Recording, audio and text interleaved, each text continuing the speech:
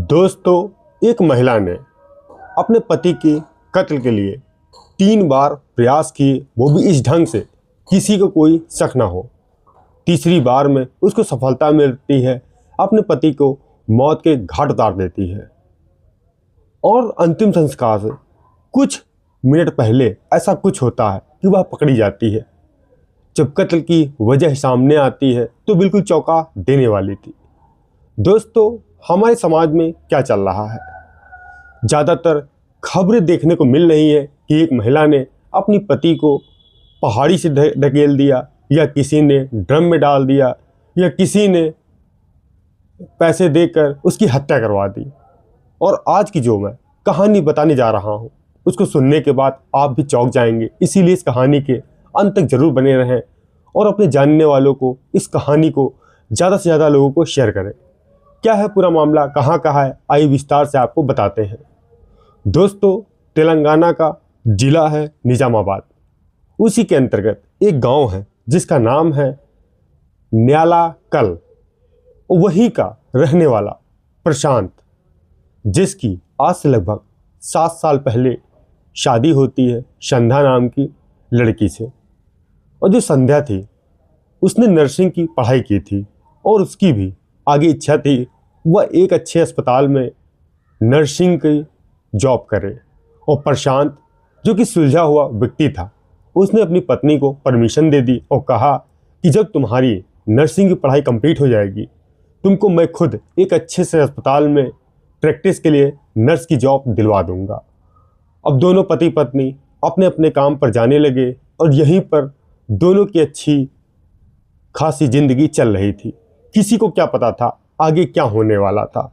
और इधर 1 साल बीत जाता है और तभी संध्या अपने पति से कहती है कि यहाँ पर रहकर हम ज़्यादा पैसे नहीं कमा सकते हैं, इसके लिए तुम्हें कुछ करना पड़ेगा। कल के हमारे बच्चे होंगे, आखिर उनकी परवरिश अच्छी कैसी होगी। तो ये प्रशांत भी अपनी पत्नी की बातों में आता है। वह कहता है, देखो मैं अच्छी नौकरी के लिए अपने दोस्तों से बात करता हूँ, जो कि वो लोग गल्फ़ कंट्री में हैं। तो ये प्रशांत कुछ गांव के ही रहने वाले अपने दोस्तों से बात करते हैं जो कि गल्फ़ कंट्री में थे। तभी एक दोस्त कहता है, ठीक है, यहाँ पर तुम्हें एक अच्छी जॉब मिल जाएगी जिसके महीने के 50 से 60 हज़ार रुपये तुमको मिलेंगे और तुम यहाँ आ जाना और अपना पासपोर्ट वीज़ा तैयार कर लो। और प्रशांत जैसे ही यह बात सुनता है, वह अपनी पत्नी के पास जाता है और कहता है, मुझे गल्फ़ कंट्री में एक अच्छी नौकरी मिल गई है और मैं अब वहाँ जाना चाहता हूँ, तुम्हारी इजाज़त हो तो। पत्नी कहती है, इससे अच्छी खुशखबरी क्या है, आप गल्फ़ में रहना, मैं यहाँ पर रहूँगी और मैं अपनी सास यानी तुम्हारी माँ की यहाँ सेवा करूँगी और मैं भी जॉब करूँगी और काफ़ी पैसा जोड़ लेंगे, जिसके बाद हम लोग की ज़िंदगी बहुत ही खुशहाल चलेगी। और इधर 5 साल पहले प्रशांत निकल जाता है गल्फ़ कंट्री में और फिर 10-15 दिन बीतने के बाद वह अपनी पत्नी को फ़ोन मिलाता है और यहीं से पति पत्नी दोनों आपस में घंटों बात किया करते थे। अपने गांव, अपने परिवार वालों के सभी लोगों का हालचाल जाना करते थे। यह सब कुछ ठीक ठाक चल रहा था। कुछ दिन बीतते हैं, 1-2 साल हो जाते हैं। उसके बाद जो पति था अपनी पत्नी को फ़ोन मिलाता था और जो बातें पहले 1-2 घंटे हुआ करती थी, अब उसकी पत्नी संध्या 2 से 3 मिनट ही बात करती थी और यह हवाला देती थी, वह काम कर रही है, वह अस्पताल में है या घर में है, खाना बना रही, थोड़ी देर बाद बात करेगी।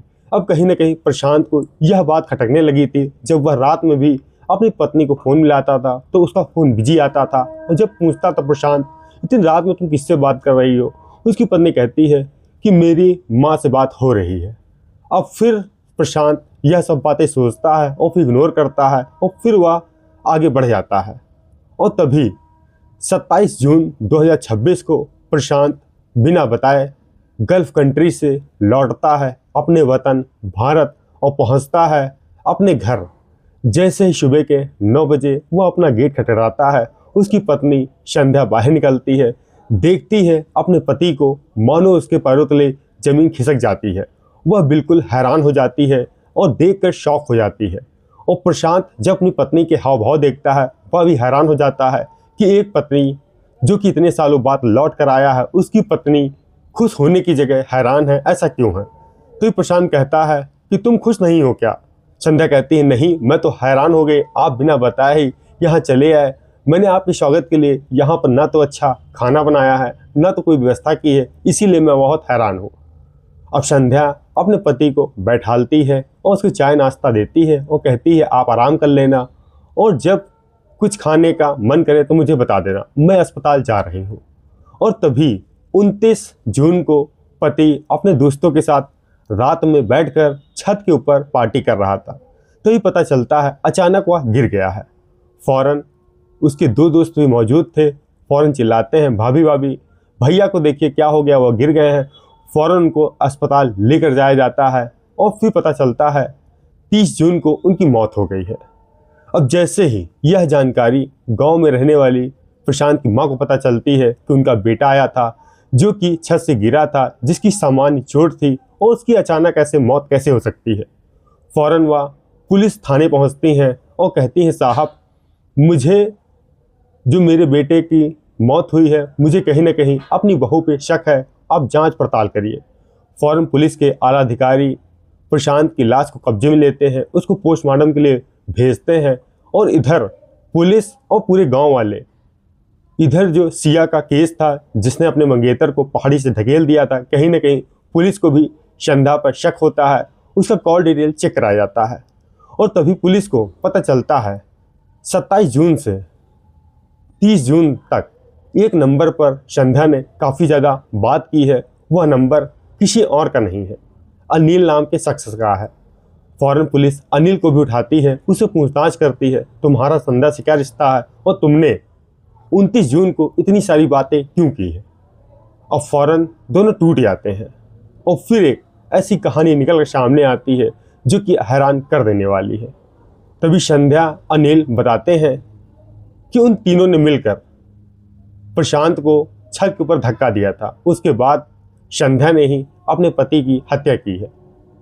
अब जब संध्या से पूछताछ होती है तो वह बताती है कि आज से लगभग कुछ साल पहले जब वह नर्सिंग की तैयारी करने के लिए एक नर्सिंग होम में जाया करती थी जॉब करने के लिए, तभी उसकी मुलाकात होती है अनिल नाम के युवक से।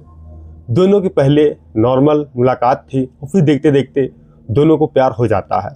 अक्सर अनिल संध्या के घर आता था और वहीं पर उसके साथ समय बिताता था, उसके साथ संबंध तक बनाता था। अब कहीं ना कहीं देखते देखते यह बात आसपास के लोगों को भी पता चल चुकी थी, और जो पैसे प्रशांत भेजता था उसकी पत्नी अपने प्रेमी के साथ उसी से घूमती थी और अच्छा खाना खाती थी और अच्छे कपड़े खरीदती थी। इसी दौरान वह अपने पति से भी दूरी बनाने लगी थी और वह अपने प्रेमी के पास करीब आ रही थी। अक्सर वह अपने प्रेमी से ही ज़्यादातर बात करने लगती है। तभी अचानक 27 जून को पता चलता है उसका पति प्रशांत घर आ गया है। अब जो संध्या बहुत हैरान थी, परेशान थी कि आखिर इसका पति घर आ गया है, वह अपने प्रेमी से कैसे मिलेगी, और किसी ने हमारे प्रेम प्रसंग की बात अगर मेरे पति से बता दी तो वह उसको अलग कर देगा, यहाँ तक कि उसको पैसे भी नहीं देगा।